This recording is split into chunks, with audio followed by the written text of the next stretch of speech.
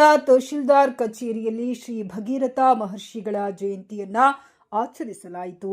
ಉಪ ತಹಶೀಲ್ದಾರ್ ಮಹಂತಗೌಡ ಅವರ ನೇತೃತ್ವದಲ್ಲಿ ನಡೆದ ಜಯಂತಿ ಆಚರಣೆ ಕಾರ್ಯಕ್ರಮದಲ್ಲಿ ಉಪ್ಪಾರ ಸಮಾಜದ ಹಿರಿಯರಾಗಿರುವ ಅಮರ್ ಜ್ಯೋತಿ ನರಸಪ್ಪ ಧಣಿಯವರು, ವೆಂಕಪ್ಪ ಕಠಿಮಣಿ, ಮಹೇಶ್ ಸಾಗರ್, ನಾಗರಾಜ್ ಇಂಗಳಗಿ ಸೇರಿದಂತೆ ತಾಲೂಕು ಆಡಳಿತದ ಅಧಿಕಾರಿಗಳು ಮತ್ತು ಉಪ್ಪಾರ ಸಮಾಜದ ಬಾಂಧವರು ಪಾಲ್ಗೊಂಡಿದ್ದರು.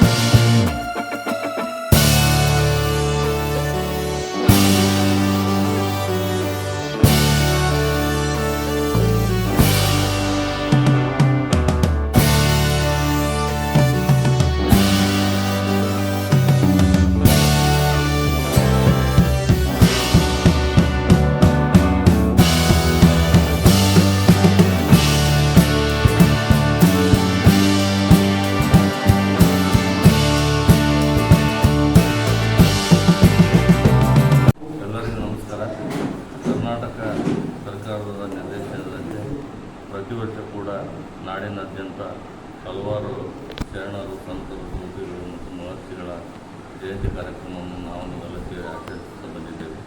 ಅದೇ ರೀತಿಯಾಗಿ ಇಂದಿನ ದಿನ ತಾಲೂಕಿನಾದ್ಯಂತ ಮತ್ತು ರಾಜ್ಯಾದ್ಯಂತ ಎಲ್ಲ ಸರ್ಕಾರಿ ಕಚೇರಿಗಳಲ್ಲಿ ಶ್ರೀ ಭಗೀರಥ ಮಹರ್ಷಿಯವರ ಜಯಂತಿ ಕಾರ್ಯಕ್ರಮ ಅಂಗವಾಗಿ ಅವರ ಭಾವಚಿತ್ರಕ್ಕೆ ಪೂಜೆ ಪುನಸ್ಕಾರ ಮಾಡುವುದರೊಂದಿಗೆ ಸಮಾಜದ ಅಧ್ಯಕ್ಷರು, ಈ ತಾಲೂಕಿನ ಮತ್ತು ಸರ್ವ ಸದಸ್ಯರು ಹಾಗೂ ಮುಖಂಡರೊಂದಿಗೆ ಹಾಗೂ ನಮ್ಮ ಕಂದಾಯ ಇಲಾಖೆಯ ಎಲ್ಲ ನೌಕರ ಬಾಂಧವರ ಜೊತೆಗೆ ಈ ಒಂದು ಕಾರ್ಯಕ್ರಮವನ್ನು ಹಮ್ಮಿಕೊಳ್ಳಲಾಗಿತ್ತು.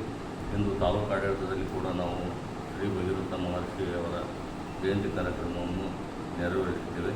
ಈ ಒಂದು ಕಾರ್ಯಕ್ರಮದಲ್ಲಿ ಪಾಲ್ಗೊಂಡಂಥ ಎಲ್ಲರಿಗೂ ಕೂಡ ತಾಲೂಕು ಆಡಳಿತ ಪರವಾಗಿ ಹಾಗೂ ವೈಯಕ್ತಿಕವಾಗಿ ಶ್ರೀ ಭಗೀರಥ ಮಹರ್ಷಿ ಜಯಂತಿಯವರ ಶುಭಾಶಯಗಳನ್ನು ತಿಳಿಸುತ್ತಾ ನನ್ನ ಎರಡು ಮಾತು.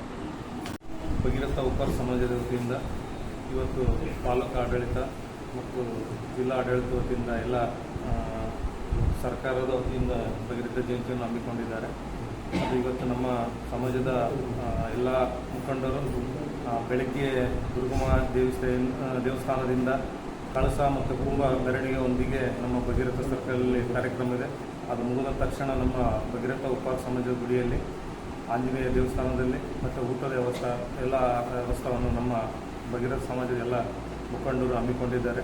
ಎಲ್ಲ ಈ ಸಮಾಜದ ಕಾರ್ಯಕ್ರಮಕ್ಕೆ ಎಲ್ಲ ಈ ಆಡಳಿತ ಮಂಡಳಿಯವರು ಮತ್ತು ಈ ತಾಲೂಕಾ ಸಿಬ್ಬಂದಿಯವರು ನಮಗೆ ಈ ಜಯಂತಿ ನಡೆಸಿಕೊಟ್ಟಂಥ ಎಲ್ಲ ನಮ್ಮ ಎದುರಿಗೂ ಬಂದು ಆ ಕಾರ್ಯಕ್ರಮ ಯಶಸ್ವಿಗೊಳಿಸಬೇಕು. ಅದೇ ಥರವಾಗಿ ನಮ್ಮ ರಾಜ ಋಷಿ ಭಗೀರಥವನ್ನು ಅಂದರೆ ಗಂಗೆ ಭೂಮಿಗೆ ನೀರು ತಂದಂಥ ನಮ್ಮ ಭಗೀರಥವರು ಪ್ಲಸ್ ಮತ್ತು ಉಪ್ಪಿನ ನಮ್ಮ ಕುಲಕಸವಾದಂಥ ಅದನ್ನು ಗುರುತಿಸಿ ನಮ್ಮ ಘನ ಸರ್ಕಾರ ಅವರು ಸಂದರ್ಭದಲ್ಲಿ ಇದನ್ನು ಜಯಂತಿಯನ್ನು ಆಚರಣೆ ಮಾಡೋಕ್ಕೆ ಅವಕಾಶ ಮಾಡಿಕೊಟ್ಟಿದ್ದಾರೆ. ಅವ್ರಿಗೂ ಸಿದ್ದರಾಮಯ್ಯ ಸರ್ಕಾರಕ್ಕೂ ಅವ್ರಿಗೂ ನಮಗೆ ಧನ್ಯವಾದ ಹೇಳ್ತೇನೆ. ಇವತ್ತಿನ ಪಾಲ್ಗೊಳ್ಳುವಂಥ ಎಲ್ಲ ನಮ್ಮ ಸಿಬ್ಬಂದಿ, ನಮ್ಮ ಸಮಾಜದವರು ಎಲ್ಲರಿಗೂ ನನ್ನ ನಮಸ್ಕಾರಗಳು.